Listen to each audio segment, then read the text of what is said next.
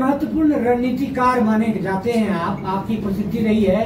कई राजनीतिक पार्टियों को आपने जिताने का काम किया, सरकार बनाने का काम किया। अब जबकि जन स्वराज बिहार विधानसभा 2025 में दमखम के साथ मैदान में है, अगर आपकी पार्टी को बहुमत मिलता है तो आप यूपीए गठबंधन में जाएंगे या एनडीए गठबंधन में जाएंगे?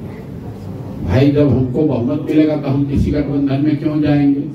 शायद आप ये पूछना चाह रहे हैं कि अगर बहुमत नहीं मिला तो कहाँ जाएंगे? तो बहुमत नहीं मिला तो हम लोग विपक्ष में बैठेंगे। हम लोग सवाल ही नहीं है, न चुनाव से पहले न चुनाव के बाद, न 2025 में न 2029 में। जब तक इस दल के कर्ता धर्ता के तौर पर मेरी भूमिका है, तब तक किसी भी तरह का कोई गठजोड़, कोई गठबंधन नहीं हो सकता है। जिस ईमानदारी और शुद्धता की बात कहकर इस प्रयास को हमने शुरू किया है, वो उस प्रयास के ईमानदारी और शुद्धता में कभी कोई कॉम्प्रोमाइज हो नहीं सकता है। और ये बात आप समझिए कि जन स्वराज बनाकर राजनीति करने की जो हम लोग की मंशा है, इसका उद्देश्य एमएलए बनना नहीं है। हम लोग जितने लोग यहाँ जुड़े हुए हैं जन स्वराज में, बहुत सारे लोग वो सिर्फ इसलिए नहीं जुड़े हैं कि जन स्वराज में आ जाए और एमएलए बन जाए, मंत्री बन जाए। इसमें बहुतेरे लोग ऐसे हैं जिन्होंने जीवन में बहुत कुछ हासिल किया है। जो मंत्री और विधायक हासिल कर सकते हैं, उससे बहुत ज्यादा जीवन में हासिल भगवान की दया से किया हुआ है। हम लोग आकर वापस इसलिए यहाँ ये शुरू किए हैं कि बिहार में एक नई राजनीतिक व्यवस्था को बनाया जाए, बिहार की मिट्टी का कर्ज है उसको अदा किया जाए।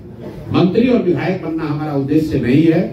बिहार में व्यवस्था परिवर्तन हो, बिहार भी अन्य राज्यों की तरह विकास के रास्ते पर चले। अगर उस उद्देश्य से राजनीति शुरू किए हैं तो ये हमारे लिए महत्व का विषय नहीं है कि कितना सीट जीत कर आएंगे। जरूर अपनी ओर से सारा प्रयास, सारी ताकत लगाई जाएगी। जनता को अगर बात समझ में आए, जनता ने आशीर्वाद दिया, तो जो जन स्वराज की परिकल्पना है उसके आधार पर नई व्यवस्था का निर्माण होते आप देखेंगे बिहार में।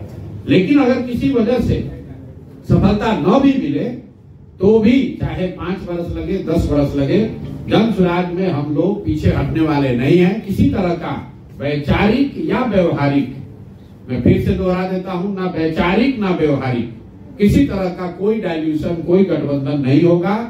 शुद्धता और ईमानदारी इसकी मूलधन हम लोग का वही है और उसको हम लोग खोकर आगे राजनीति नहीं करना चाहते हैं। इसलिए जन स्वराज अपने दम पर ही चुनाव लड़ेगा, अपने विचार, अपने प्रयास के आधार पर चुनाव लड़ेगा। और हम लोग को विश्वास है कि बिहार की जनता जो 30-35 साल से विकल्प ढूंढ रही थी, उसको जन स्वराज में वो नया विकल्प दिखेगा।